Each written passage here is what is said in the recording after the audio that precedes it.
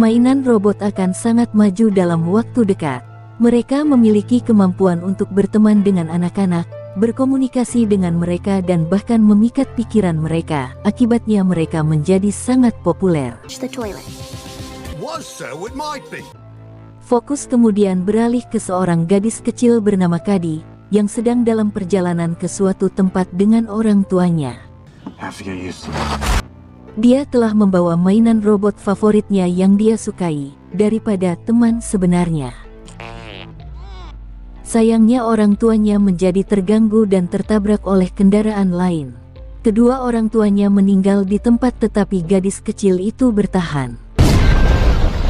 Di sisi lain kita melihat Gema, seorang teknisi yang bekerja untuk perusahaan mainan berteknologi tinggi. Gema membuat mainan robot untuk anak-anak bersama teman-temannya, Tess dan Cole, dan dia juga mengerjakan proyek sampingan bernama Megan. Untuk saat ini kelompok tersebut merahasiakan proyek ini dari bos mereka, karena itu belum selesai. Megan diharapkan menjadi robot yang sangat cerdas yang mampu bermain dengan anak-anak, memahami emosi mereka dan bahkan merawat mereka.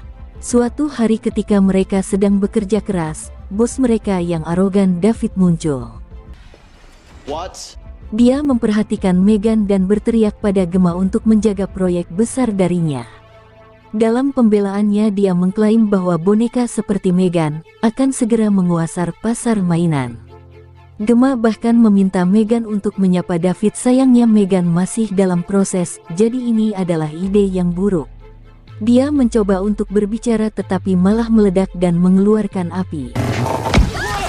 David kesal dan memperingatkan Gema untuk melupakan proyek sampingan itu dan berkonsentrasi pada yang utama.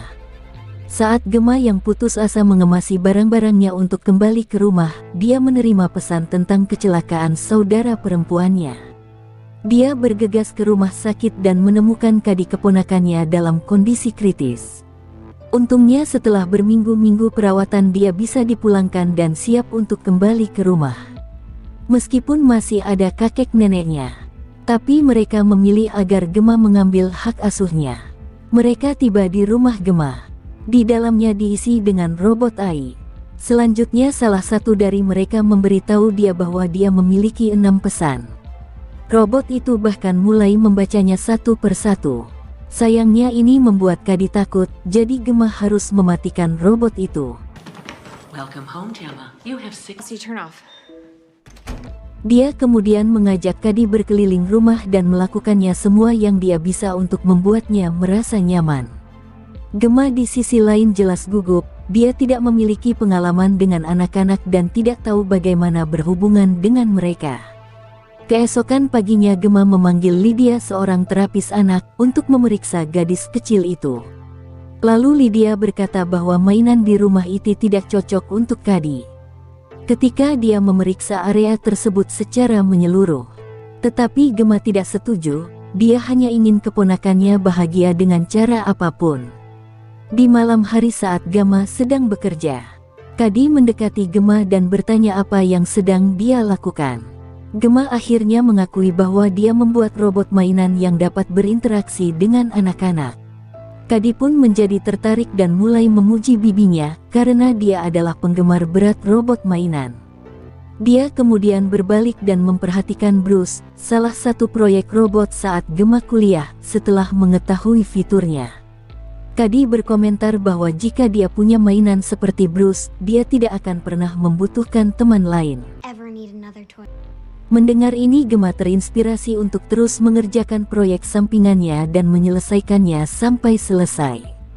Selanjutnya dia kembali ke labnya dan mulai merakit berbagai bagian tubuh Megan dengan mitra labnya. Dan setelah beberapa minggu kerja keras, Megan akhirnya selesai. Kemudian Gema mengurung Kadi dan Megan di satu ruangan, sementara David melihat mereka dari luar.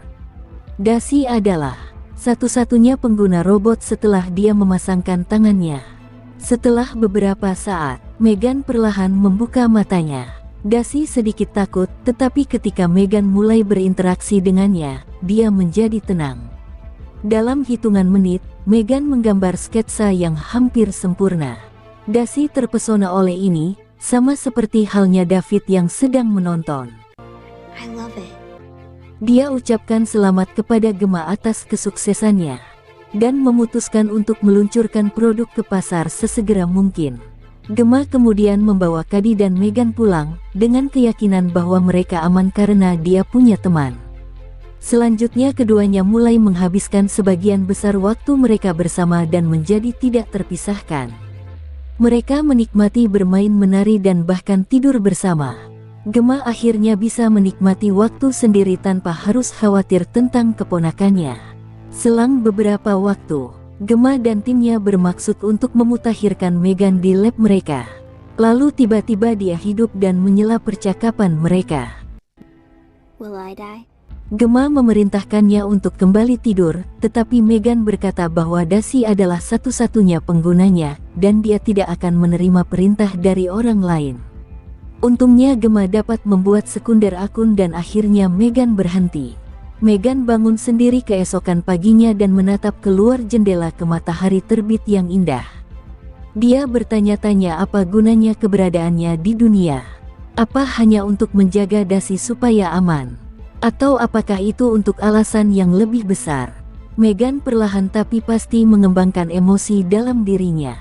Suatu hari saat bermain di taman dengan Dasi, panah mereka secara tidak sengaja memasuki kompleks tetangga. Meghan mencoba untuk mengambilnya tetapi seekor anjing yang tampak menakutkan menggigitnya dan menyeretnya ke dalam. Dasi mencoba untuk menyelamatkannya, tetapi sialnya dia juga digigit. Gemma tiba tepat pada waktunya untuk menarik gadis kecil itu pergi. Dia kemudian marah kepada tetangganya Celia karena gagal merawat anjingnya. Wanita tua itu sebaliknya menyalahkan Gemma karena tidak bisa menjaga Dasi. Meghan berdiri dan menatap Celia dengan mata marah. Dia jelas ingin membalas dendam. Pada malam itu setelah semua orang pergi tidur, dia memasuki kompleks Celia dan secara brutal membunuh anjing peliharaannya. Dia kemudian membuang mayatnya sebelum kembali ke rumah. Keesokan harinya Celia mencari anjingnya. Gemma memperhatikannya melalui jendela, namun dia tidak peduli, karena hari ini adalah hari istimewanya. Perusahaan Gemma telah memutuskan untuk memajang Meghan di depan penonton. Dasi juga akan muncul di acara itu, karena dia adalah satu-satunya orang yang dapat mengendalikan robot tersebut. Acara segera dimulai dan mereka terlihat di dalam ruangan.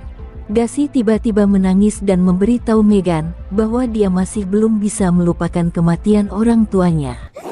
Cady? Lalu robot itu menyanyikan lagu pengantar tidur untuk membuatnya bahagia. Dan Dasi pun mulai tersenyum. Sementara itu penonton di luar dibuat terkejut oleh sisi robot yang bisa berinteraksi dengan seorang anak dengan cara ini. Mereka begitu terpesona dengan Meghan sehingga mereka ingin berinvestasi besar-besaran dalam proyek tersebut. Meskipun demonstrasi tersebut sukses besar, Gemma kecewa karena penolakan Dasi untuk berbagi apapun dengannya demi robot AI. Sayangnya rekan kerjanya Kurt mencuri kode Meghan dan memutuskan untuk meluncurkan robotnya sendiri. Kurt. Keesokan harinya, Lydia kembali ke rumah Gemma untuk melihat perkembangan Dasi. Setelah selesai dia mendekati Gemma dan memberitahunya tentang kedekatan Meghan dan Dasi, yang mengisyaratkan bahwa itu bisa menjadi masalah di masa depan. Hal ini membuat Gemma semakin gugup, sehingga dia mendekati Dasi dan meminta untuk berbicara dengannya. Sayangnya Meghan muncul dan menyela mereka. Keesokan harinya Gemma membawa Dasi dan Meghan ke kamp petualangan dengan harapan menjernihkan pikiran. Setelah mereka tiba, Dasi diminta untuk bermain dengan anak-anak lain tetapi dia hanya ingin bermain dengan Meghan. Gemma mencoba membujuknya dengan mengatakan banyak keseruan saat mendapatkan teman baru. Saat Gemma sibuk memasak, seorang anak laki-laki bernama Brandon menyeret Dasi ke hutan dan mulai menggertaknya. Ow, stop, Dad! Meghan yang telah melihat semuanya tiba saat itu.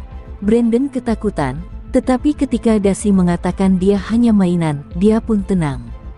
Tetapi kemudian dia mengambil Megan dan membawanya jauh ke dalam hutan. Karena mengira dia boneka biasa, Brandon akhirnya mulai memukulinya tanpa alasan yang jelas. Ketika tidak ada yang melihat, Megan tiba-tiba bangun dan merobek salah satu telinganya. Brandon melarikan diri, tetapi Megan belum selesai dengannya. Dia mulai mengikutinya dengan tangan dan kakinya, seolah-olah dia dirasuki setan.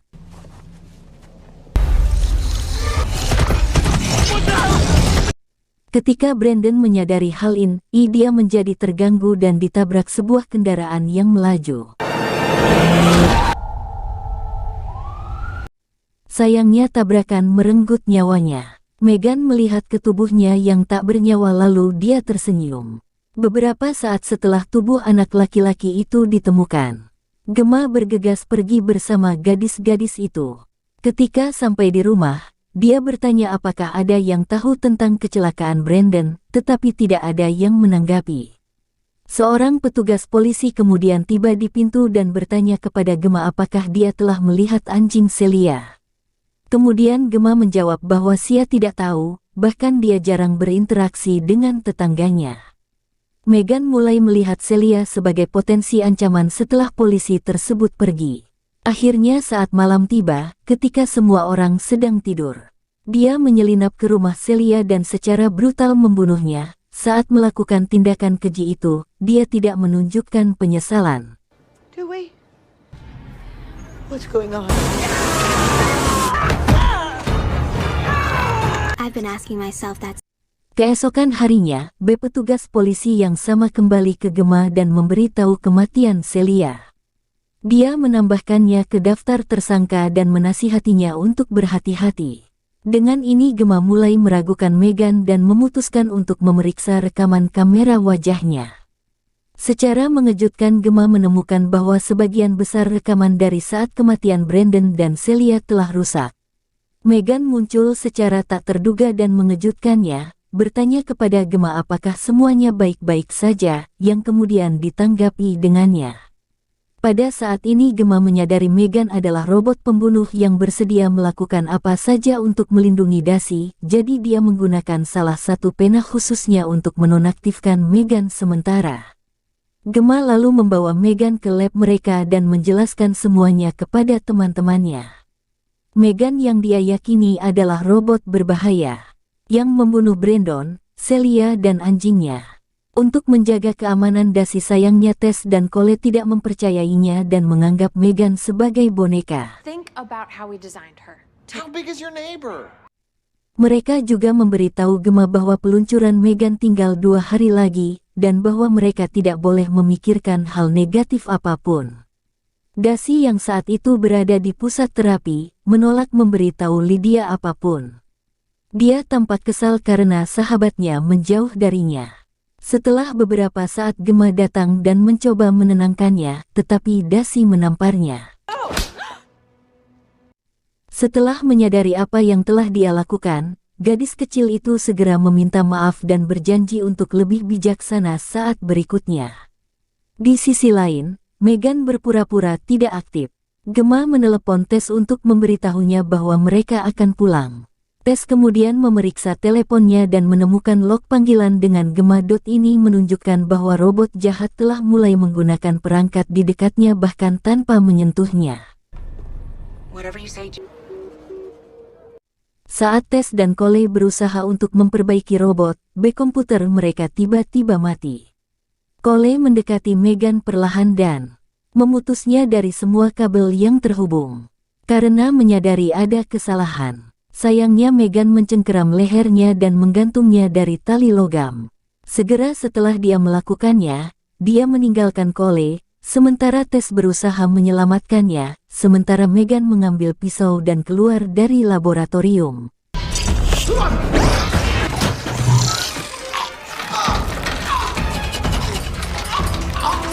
Kemudian dia bertemu David dan Kurt di jalan menuju lift dan menikam mereka sampai mati.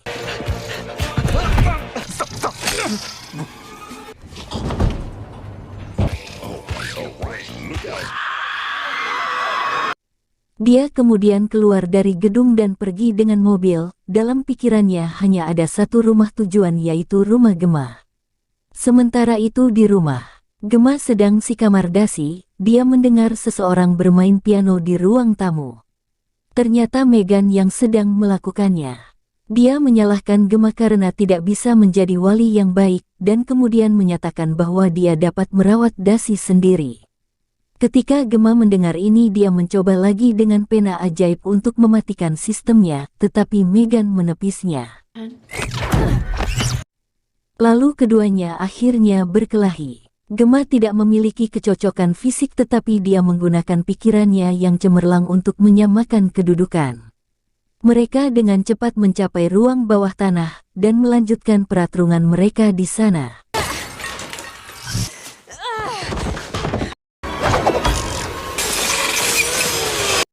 Dasi yang saat itu tidur terbangun karena mendengar keributan. Lalu dia mengetahui kebenaran tentang Megan. Dia pun ingin menyelamatkan bibinya. Lalu dia memakai Bruce si robot besar dan memakai sarung tangan pengontrolnya. Dasi menggunakannya untuk menyerang Megan dan mencabik-cabiknya. Meskipun Megan sudah hancur, tetapi dia tetap aktif. Dia memanggil Dasi pengkhianat dan menerjang. Niatnya untuk membunuh Gemma. Untungnya, Dasi tiba tepat waktu dan menghancurkan kepala Megan dengan benda tumpul. Daci kemudian menusuknya dengan obeng untuk mengakhiri kegilaan ini. Terlihat Megan yang tampaknya sudah mati. Gemma dan Dasi keluar dari rumah. Setelah itu datang polisi bersama Tess dan Cole.